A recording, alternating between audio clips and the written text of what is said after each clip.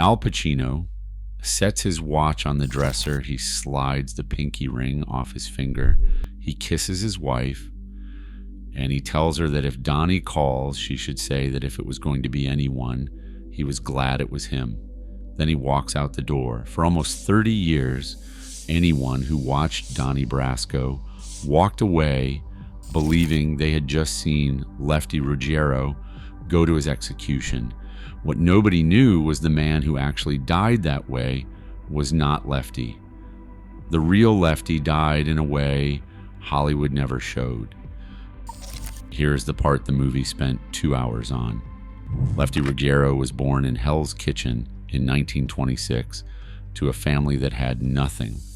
By the time he reached middle age, federal investigators believed he had personally killed somewhere around 26 men.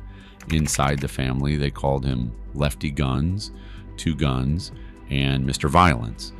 On a hit, he reportedly carried 2 pistols at once, always. He was never a boss, never even a captain, never even close.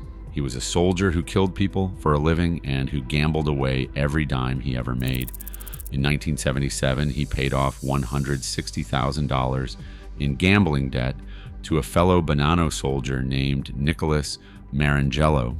He got formally inducted as a made man, and he was handed a project the same week. A young jewel thief named Donnie Brasco who needed a mentor.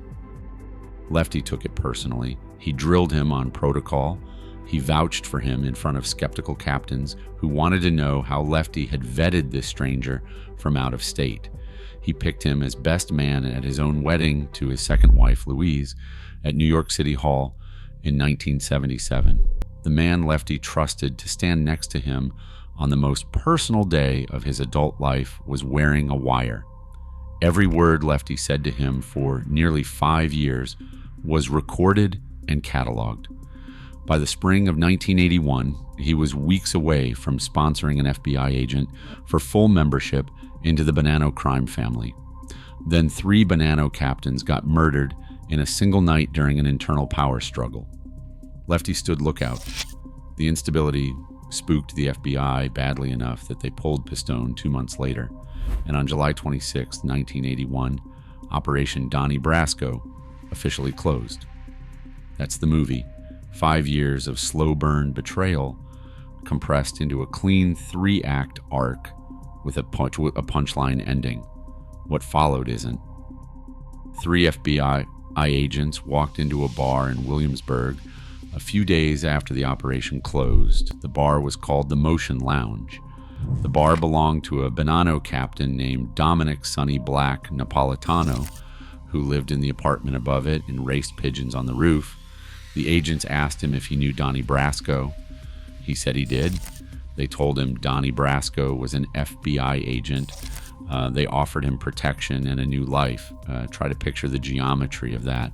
3 FBI agents in suits walking into the headquarters of an active New York mob captain to ask him to please come quietly into the witness program before his own family killed him. Sonny Black said no. His exact words, recorded in agent reports, were that he knew better than anybody that he could not take that, but he knew how to get a hold of them. He was already a dead man, and everyone in the room knew it. In the days after the FBI left, Sonny Black went up to the roof and sat with his pigeons. The birds up there were not random street pigeons. They were pedigreed racers, descended from European bloodlines that had cost him a fortune. Over the years, he gave the keys to his apartment to a friend so the birds would keep getting fed. He took the jewelry off and handed it to his favorite bartender. He said his goodbyes. On August 17th, 1981, according to court testimony, he walked down a flight of basement stairs in the Flatlands section of Brooklyn, and the door slammed shut behind him. The slam was the signal. 2 shooters were waiting at the bottom with .38 caliber revolvers. The first round did not kill him. He looked up at the men with the guns and said, "Hit me one more time and make it good." They did. He was 51. When his body turned up almost a year later at South Avenue and Bridge Street in Staten Island. Both hands had been cut off, cleanly severed. The family wanted other captains to understand exactly what happens to a man who introduces a federal agent into the Bonannos. The severed hands were not random brutality. They referred to the handshake that starts every mob introduction.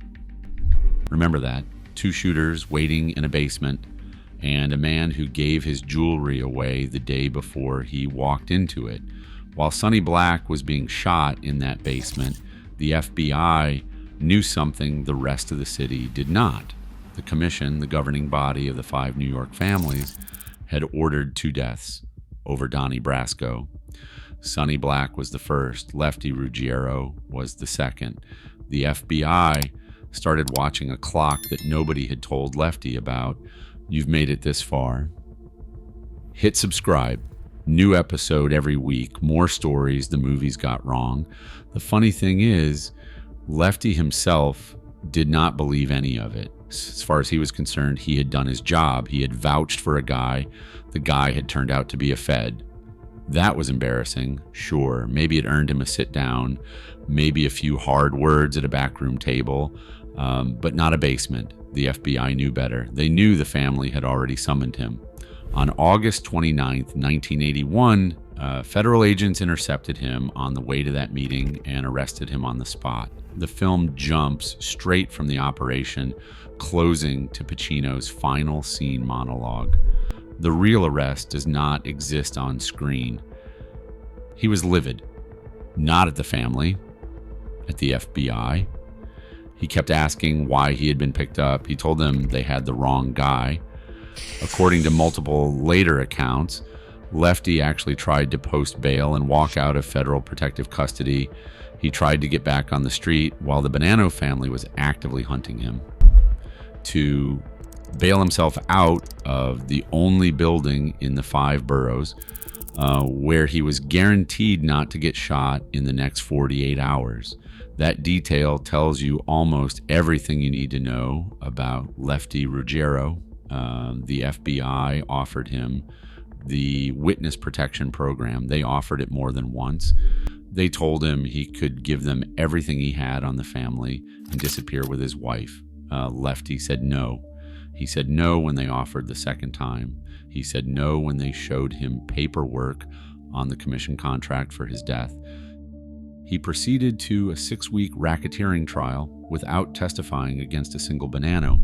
His defense leaned on attacking Pistone's credibility, arguing the agent had crossed into entrapment. The jury rejected that argument.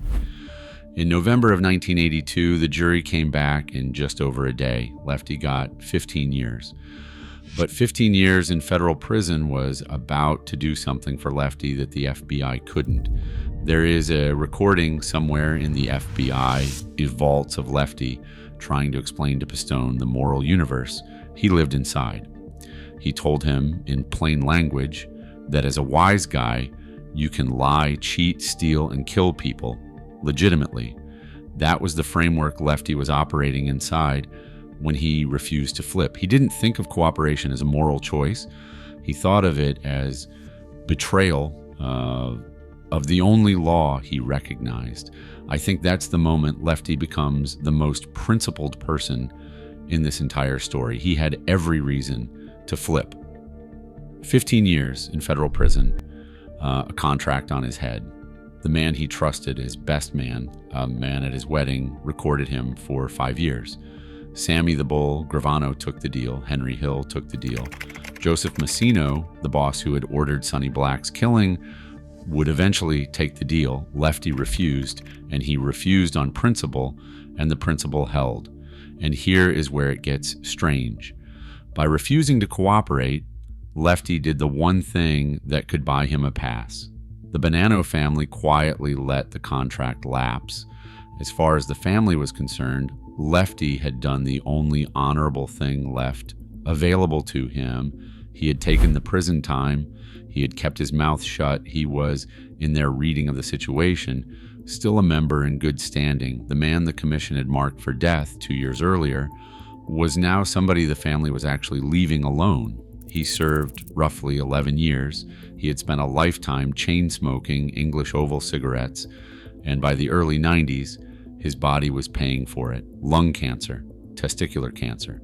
In April of 1993, the federal government released him on compassionate grounds. He went home. He spent a year and a half quietly dying.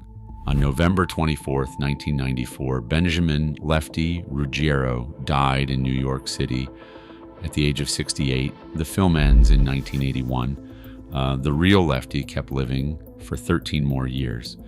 After that ending, none of it made the screen. The mob never came for him. The contract from 1981 stayed lifted. Cancer did what the Bonannos could not, but Hollywood was about to do one more thing to Lefty Ruggiero that even cancer never touched. Now back to that scene. Pacino removing his jewelry.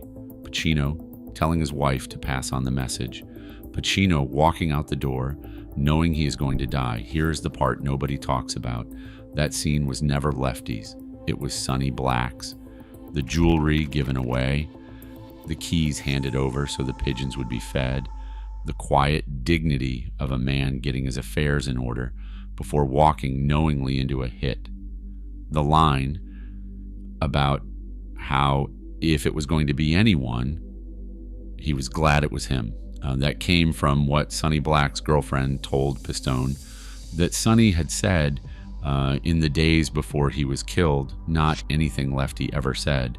Every one of those beats, the jewelry, the keys, the message, the calm acceptance, all of it belonged to Dominic Napolitano.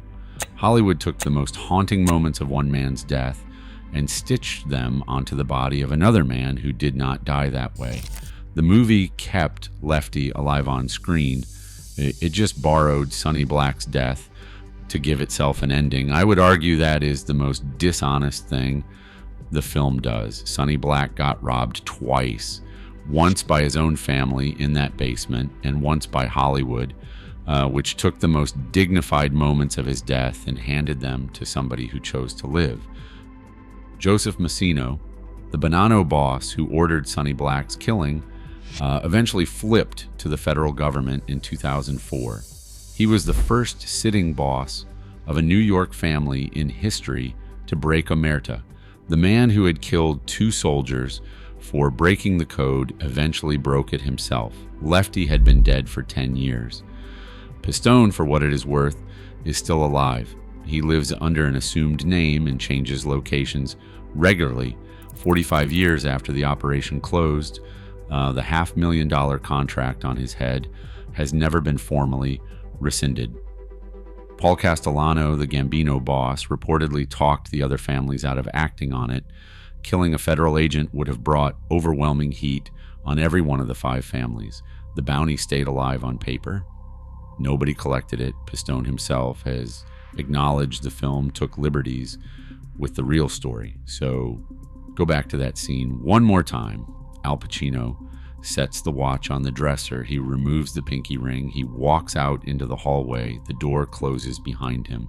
For almost 30 years, that ending stood as the tragic end of Lefty Ruggiero. It was not.